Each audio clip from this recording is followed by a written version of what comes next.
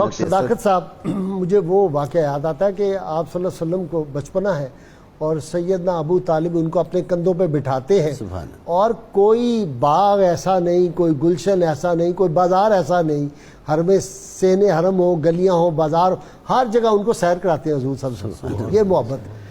بہت خوبصورت جی، پہلے تو آپ کا شکریہ اور سلام عقیدت پیش کرتا ہوں کہ آج آپ نے دین فطرت کی فطرت سے آغاز کیا ہے، بہت شکریہ۔ دوسری بات یہ ہے کہ تاریخی شواہد تو حضرات میرے ساتھ ہی دے رہے ہیں، آپ نے بہت بڑی کتاب لکھی ہے، کوئی خاص باتیں سیدنا ابو طالب کی بتائیں۔ میں نے 12,500 صفحات پر مکمل تھیسز لکھا ہے شان ابو طالب پر، اچھا اور اس کا پہلا مقدمہ آپ کے پاس ہے۔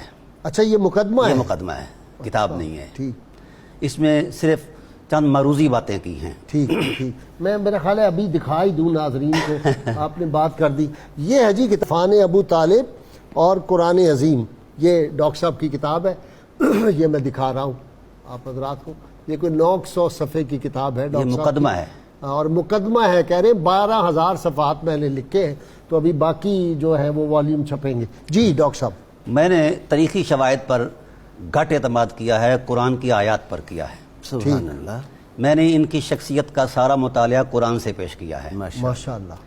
اور حیرت والی بات ہے کہ ان کی آغوش محبت میں 4,500 قرآن کی آیتیں نازل ہوئی ہیں۔ واہ، جو شخص اتنا قرآن کو سمجھتا ہو اس کو لا الہ الا اللہ کی 4,500 اچھا 4,500 آیتیں، صرف 27 صورتیں یہ مدینہ پاک میں نازل ہوئی ہیں۔ ٹھیک، 10 سال تک جتنا نزول قرآن ہوتا رہا، یا حضور ان کی آغوش میں ہوتے یا ان کے پہلو میں ہوتے۔ یعنی 114 کل صورتیں ہیں، ہاں جی، اور ان میں سے آپ کے بقول 100 نہیں 6,666 آیات ہیں نا، ان میں سے 4,500 یہ صورتوں کی بات کر رہے ہیں نا؟ صورتیں تھیں نا 114، ہاں، تو 27 صورتیں جو ہیں وہ مدینہ منورہ میں نازل ہوئی۔ مدینہ منورہ، باقی سارا مکہ میں نازل ہوا، اور اس میں سے بھی وہ 3 سال الگ کر کے پھر میں نے اس کی ضرب تقسیم کی ہے۔ تقریباً 4,500 قرآن کی آیتیں آغوش ابو طالب علیہ السلام میں نازل ہوئی ہیں۔ واہ واہ واہ واہ۔ اور قرآن سے ان کا ربط ایسا ہے کہ جو کچھ انہوں نے کہا قرآن اس کی تائید میں اترا، ماشاءاللہ، اور جو کچھ کہا اس کی تائید قرآن حکیم نے کی۔ میں نے 100 سے زائد موافقات قرآن حضرت ابو طالب علیہ السلام کے ساتھ تلاش کی ہیں۔ آپ نے ان واقعات کی طرف اشارہ فرمایا کہ گلیوں میں اٹھا کر پھرتے تھے۔ پہلا یوم ولادت ہے، پہلا دن ہے، سب سے پہلے جناب عبد المطلب علیہ السلام حرم نبوت میں حاضر ہوئے تو حضور کو اٹھا کر چوما اور یہ کہا کہ الحمدللہ الذی آتانی الغلام قد ساد فی الماد فی الغلمان، اللہ تیری حمد ہے، تو نے ایسی عظیم ذات ہمیں عطا فرمائی، یہ پنگوڑے میں تاجدار لگتا ہے۔ واہ واہ واہ واہ، قریب میں سبحان اللہ۔ قریب میں حضرت ابو طالب کھڑے تھے، سبحان اللہ۔ کہنے لگے ابا جی تضمیناً کچھ کہوں؟ ہاں، فرمایا کہو۔ کہا فمن مسلہ ایو معمل اذا قاسہ الحکام عند التفاضل، ہائے ہائے ہائے، آپ تو ان کو پنگوڑے میں تاجدار دیکھتے ہیں، میں نے دیکھا ہے، میری نگاہ بصیرت دیکھ رہی ہے کہ قیامت تک آنے والے تاجدار سب تاجدار اپنے تاج سجا کر جب آئیں گے تو میرے محبوب کا جب طلوع ہوگا ان تاجداروں میں تو ان کے قدموں میں گر جائیں گا۔ واہ واہ، کون ہے اس تاجدار کی مثال؟ فمن مسلہ ایو محمد۔ سبحان اللہ۔ اور پھر حضور کو لیا، واہ واہ، قبلہ غازی صاحب فطرت خود بولتی ہے، ہاں، اور اس کا ایک حسن ہے۔ اٹھایا حضور کو اور دائیں رخسار پر بوسہ دیا، بوسہ دیتے ہوئے جو لمس نبوت کا فیض اندر داخل ہوا تو جذباتی انداز میں بولے ملک الناس لیس لہ شریک هو الوهاب والمبدئ والمعید ومن تحت السماء له بحق ومن فوق السماء له عبید۔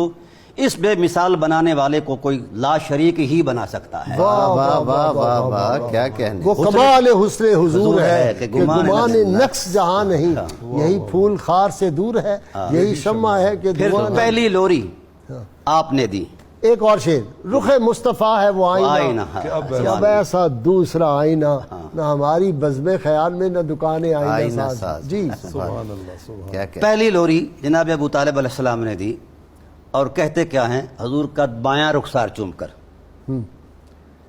تاریخی شواہد اپنی جگہ پر بحال ہیں، میں نے ان کو کبھی نہیں چھیڑا، میں قرآن کریم کا طالب علم ہوں۔ ماشاءاللہ، سبحان اللہ۔ ابھی نزول وحی کو 40 سال باقی ہیں، اور پورا جزیرہ عرب فترت الوحی سے گزر رہا ہے، ٹھیک، لفظ نبوت سے کوئی آشنا ہی نہیں ہے، واہ تو پہلے اٹھایا اور بائیں رخسارے پر جب بوسہ دیا تو یوں لہرا کر کہا انت النبی محمد اللہ، اگر مسود سبحان اللہ، لمسودین اکارم تابو و تاب المولد نعم الارومۃ اصلها وامر الخدم الاوحد وانی تزام لم امت وانا الشجاع الاربد سبحان اللہ، وبنو ابیک کانہم اسد کانہم اسد الارین توقدوا. واہ یہ واہ پہلی لوری ہے. ہائے ہائے ہائے، ذرا اس کے ترجمہ کر دیں جو ابھی اشعار آپ نے شعر یہ انت النبی محمد، ابھی قرآن بھی خاموش ہے، وہی بھی خاموش یہ ہے. نبی محمد صلی اللہ علیہ وسلم، اے نبی محمد، اے محمد انت النبی محمد،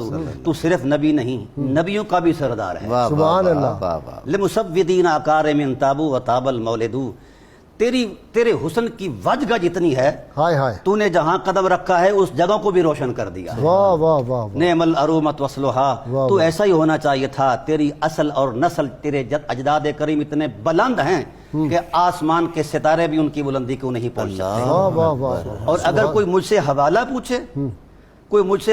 پوچھے کہ میں اپنے حضرت رسول کریم صلی اللہ علیہ وسلم کے خاندان عظما کی کوئی تاریخی حقیقت یا کوئی شواہد بیان کروں، وہ کہتے ہیں کہ میں کوئی تاریخ کا ورق نہیں پلٹوں گا، ہاں میں کوئی علمی شواہد نہیں پیش کروں گا. ہاں، اس حسن عظمت کو بیان کرنے کے لیے امر الخدم الاوحد بطور حوالہ حضرت ہاشم کو پیش کروں. واہ واہ واہ واہ واہ، اور پھر کہتے ہیں رخسارہ چوم، پھر ماتھے پر بوسہ دیا، اچھا، کہا میں دیکھ رہا ہوں. غازی صاحب یہاں قابل غور بات ہے، حضرت ابو طالب علیہ السلام ابھی نہ صاحب وحی ہیں نہ صاحب الہام ہیں. ٹھیک، یہ سارا فیضان کیسے آیا ہے؟ لمس نبوت کا لم نور سے ہے. نبوت مصطفیٰ، نبوت کو. اور کہہ کیا رہے ہیں؟ آنے والے حالات کو دیکھ کر حضور کو جس طرح ہم آزان دیتے ہیں کانوں میں، اس طرح سنا رہے ہیں. وَأَنِّي تُزَامُ لَمْ أَمُتْ، وہ وقت آئے گا جب کفر کی یلغار سامنے آئے گی تو میں اکیلا سینہ پیش کر دوں گا. واہ واہ، اگرچہ میں بوڑھا ہو جاؤں گا لیکن اے محمد تیرے دشمنوں سے ایسے لڑوں گا جس طرح کچھار میں بیٹھا ہوا شیر اپنی شکار پر دھاڑتا ہے، ایسے ہی اسے لڑے. قابو کر لیتا ہے. میں تیرے دشمنوں کو دبوچ لوں گا. اور ایسا ہوا. واہ واہ واہ واہ واہ واہ واہ، جب حضور کو روکتے، اور پہلے حضور خود خاموش تبلیغ کرتے، لیکن سید عالم صلی اللہ علیہ وسلم کا یوں بازو پکڑا، کہا چھپ چھپ کے حقائق نہیں بیان کی جاتے.